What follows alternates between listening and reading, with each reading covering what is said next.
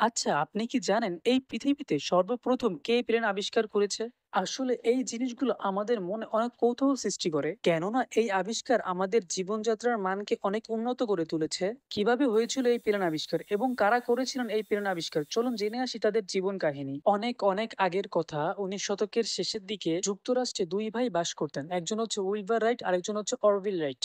তাদের ছিল একটা ছোট্ট সাইকেল মেরামতের দোকান। দোকানে বসে তারা সারাদিন যন্ত্রপাতি নিয়ে খেলা করতেন। একদিন তাদের বাবা তাদের জন্য একটা খেলনা এনে দিলেন, যেটা ছিল একটা ঘূর্ণিডানা। সেই খেলনাটা রাবার ব্যান্ড দিয়ে ঘুরতো এবং কয়েক সেকেন্ড আকাশে ভেসে বেড়াতো। আর সেই খেলনাই দুই ভাইয়ের মনে উড়ার স্বপ্নের বীজ বপন করেছিল। এরপর থেকেই তাদের মাথায় ঘুরতে থাকে যে মানুষ কি সত্যি পারবে পাখির মতো আকাশে উড়ে বেড়াতে। তাই তারা দোকানের কাজের ফাঁকে নানা রকম পরীক্ষা নিরীক্ষা শুরু করলেন। প্রথমে ঘুড়ি বানালেন, পরে গ্লাইডার তৈরি করলেন, কিন্তু গ্লাইডার ঠিকমতো উড়ছিল না।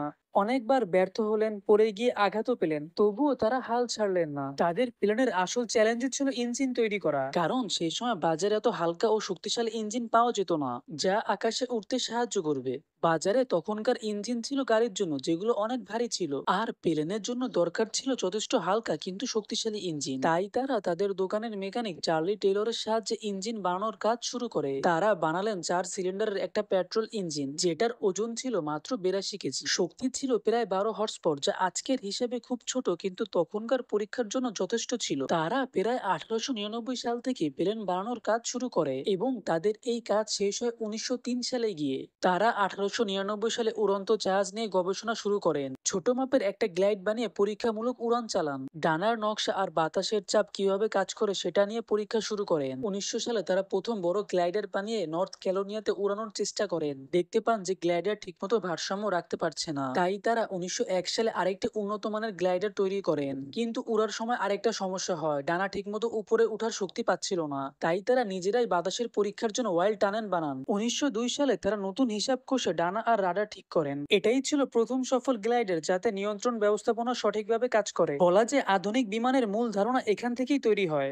1903 সালে মেশিনে ইঞ্জিন লাগানোর পালা আসে। রাইট ভাইয়েরা নিজেরাই ইঞ্জিন ডিজাইন করেছিলেন, যার নাম দিয়েছিলেন রাইট ফ্লায়ার। 1903 সালের 17 ডিসেম্বর বিমানটি 12 সেকেন্ডের জন্য প্রথমবারের মতো আকাশে উড়ে বেড়ায়। এটাই ছিল পৃথিবীর প্রথম মোটর চালিত বিমান। যখন তারা প্রথম বিমানটি তৈরি করতে সক্ষম হয়, তখন 1905 সালের দিকে তারা একাধিক উন্নত বিমান তৈরি করতে শুরু করেন। এরপরে এই বিমানগুলো তাদের মাথায় বিক্রির পরিকল্পনা আসে। এরপর 1908 সালে তারা বিমানগুলো বিদেশে প্রদর্শন করেন, বিশেষ করে ইউরোপ ও যুক্তরাষ্ট্রের সেনাদের জন্য। সেনারা বিমান কিনতে আগ্রহী হয়ে ওঠে। এরপর 1909 সালে রাইট কোম্পানি প্রতিষ্ঠা করা হয় এবং এরপরে এগুলো বিমান সেনা ও পাইলট প্রশিক্ষণ প্রতিষ্ঠান ও বেসামরিক কাজে বিক্রি শুরু হয়।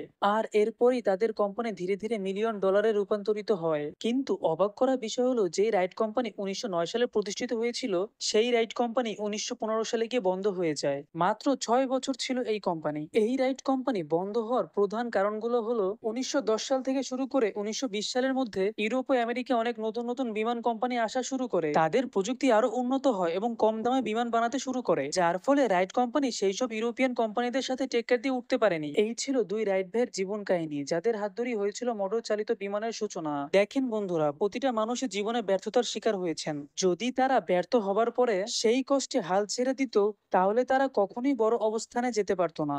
এই জীবন এক একজনের জন্য চ্যালেঞ্জ ও ব্যর্থতার মেলা। কিন্তু মনে রেখো, যারাই হাল ছেড়ে দেয় না, তারাই জীবনের শেষ পর্যন্ত সাফল্যের চূড়ায় পৌঁছায়। হ্যাঁ, তুমি ব্যর্থ হতে পারো, পড়ে যেতে পারো, কিন্তু তুমি চেষ্টা চালিয়ে যাও, ইনশাল্লাহ সাফল্য একদিন তোমার হবেই। তাহলে প্রস্তুত হও, আমরা আবার দেখা করব নতুন গল্প আর নতুন অনুপ্রেরণার সঙ্গে। যদি এই ভিডিওটা আপনাদের কাছে বিন্দু মাত্র ভালো লেগে থাকে, তাহলে আমাকে একটা লাইক ও একটা সাবস্ক্রাইব করে দিও। তোমাদের এই লাইক ও সাবস্ক্রাইব আমাকে অনুপ্রাণিত করবে নতুন কোনো ভিডিও তৈরি করার জন্য। আজ আপাতত এখানে রাখছি, দেখা হচ্ছে পরের কোনো ভিডিওতে। আল্লাহ হাফেজ।